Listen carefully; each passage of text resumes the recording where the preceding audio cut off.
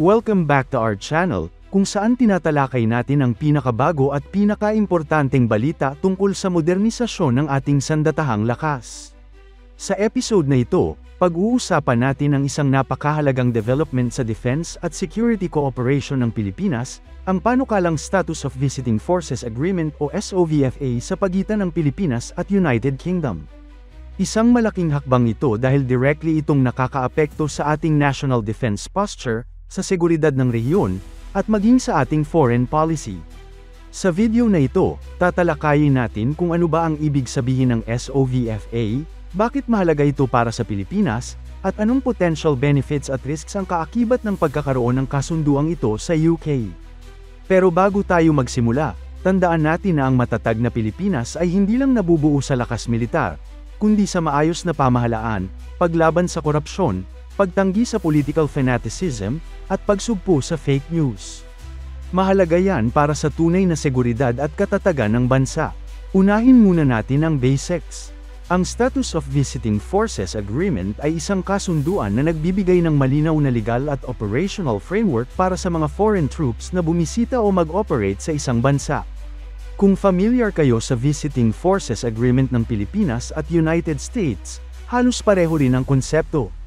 Sa ilalim ng ganitong kasunduan, nililinaw ang rules of engagement, legal jurisdiction, logistics, entry and exit ng mga military personnel, at pati na rin ang paggamit ng military facilities.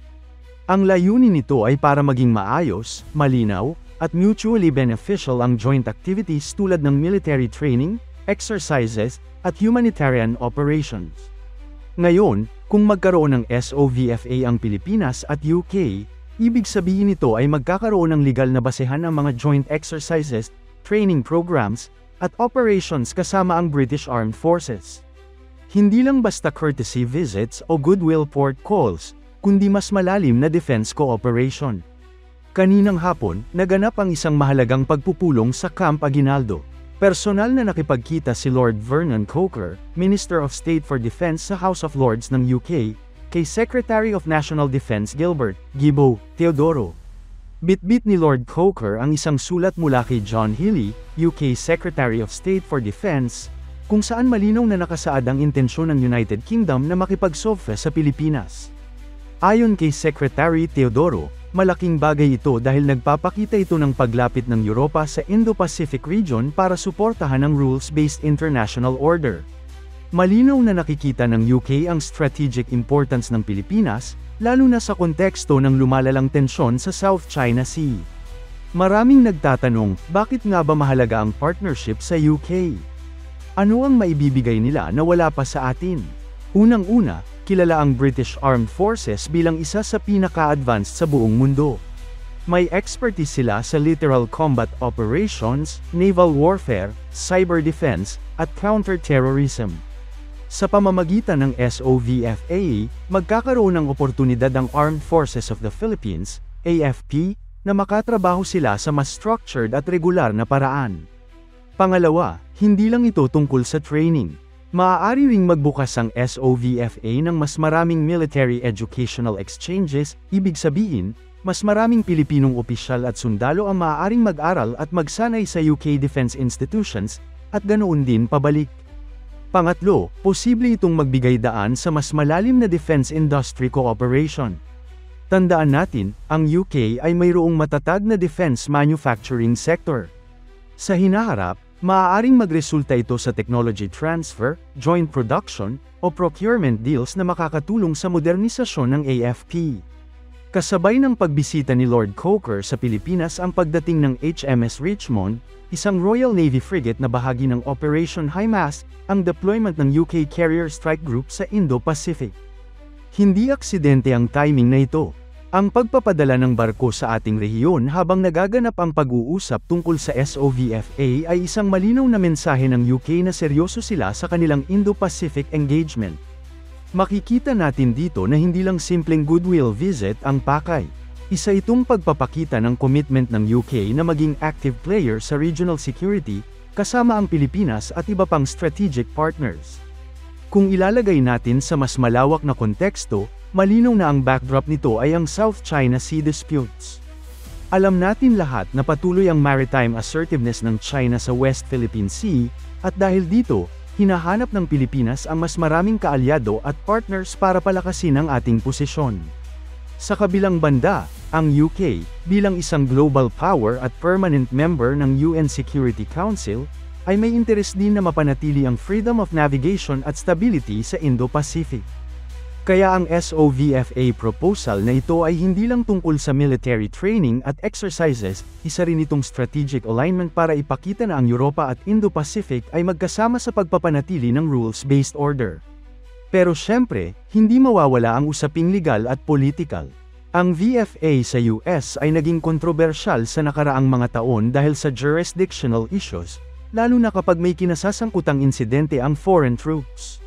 Kung magkakaroon ng SOVFA ang Pilipinas at UK, kailangan ding pag-isipan kung paano protektahan ang sovereignty ng bansa habang pinapayagan ng foreign forces na pumasok at mag-operate dito. Kailangan malinaw ang provision sa jurisdiction, taxation, environmental safeguards, at kung paano i-handle ang potential incidents. Mahalaga rin ang magiging reaksyon ng publiko. Ang tanong, tatanggapin ba ng mga Pilipino ang ideya ng isa pang bansa na may kasunduang military access dito sa atin? O baka magdulot ito ng panibagong debate katulad ng naranasan natin sa USVFA at EDCA? Kung tutuusin, marami talagang pwedeng makinabang ang AFP dito.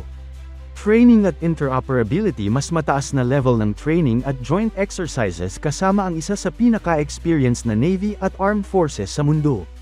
Technology exposure, pagkakataon na makagamit o matuto mula sa advanced British technology sa larangan ng naval systems, cyber warfare, at counter-terrorism. Strategic partnerships, mas malawak na network ng defense partners, hindi lang sa Asia-Pacific kundi pati sa Europe. Defense industry opportunities, potential collaborations para sa modernization program ng AFP. Ayon sa parehong panig, parehong mag-uumpisa na ang Pilipinas at UK ng kanilang internal processes para simulan ang formal negotiations para sa SOVFA. Ito ay hindi agad-agad na mangyayari. Kailangan pa itong dumaan sa masusing pag-aaral, legal drafting, at syempre, approval ng ating pamahalaan. Hindi rin malayo na mga ilangan ito ng Senate concurrence, tulad ng ibang international agreements. Habang nagpapatuloy ang proseso, makikita na agad ang seryosong intensyon ng UK na mag-invest sa relasyon nila sa Pilipinas. Hindi lang ito short-term interest, kundi bahagi ng kanilang long-term Indo-Pacific strategy. Kung magtatagumpay ang kasunduan, posibleng hindi lang joint exercises ang makita natin. Pwedeng mag-evolve ito into maritime patrol cooperation sa West Philippine Sea, cybersecurity collaborations laban sa cyber threats, counter-terrorism operations lalo na sa Mindanao, joint humanitarian assistance at disaster relief missions kapag may natural calamities. Ito ay magpapatibay hindi lang ng defense cooperation, kundi pati na rin ng humanitarian at disaster resilience capability ng bansa. Mga ka-Defense Watch, malinaw na ang panukalang SOVFA sa pagitan ng Pilipinas at UK ay isang malaking geopolitical at defense milestone. Isa itong indikasyon na ang bansa natin ay patuloy na nagiging strategic hub sa Indo-Pacific, at maraming bansa, kabilang ang United Kingdom, ang nakikitang mahalaga ang papel ng Pilipinas sa usapin ng regional security. Pero syempre, may kaakibat din itong mga tanong tungkol sa sovereignty, legal safeguards, at public perception. Nasa pamahalaan at sa taong bayan kung paano natin babalansihin ang pangangailangan para sa mas matibay na alliances at ang pangangalaga sa ating pambansang interes. At dito nagtatapos ang ating malalim na pagtalakay tungkol sa posibleng SOVFA sa pagitan ng Pilipinas at United Kingdom. Ano sa tingin ninyo, mga ka-Defense Watch? Dapat ba nating tanggapin ang ganitong kasunduan para sa ating defense modernization at regional security, o dapat ba tayong maging mas maingat? Iwan ninyo ang inyong mga komento at opinyon sa baba, at siguraduhin na nakasubscribe kayo para hindi ninyo mamiss ang iba pa nating malalimang usapan tungkol sa defense at security issues na mahalaga para sa ating bayan. Maraming salamat sa panunood, at hanggang sa susunod na episode.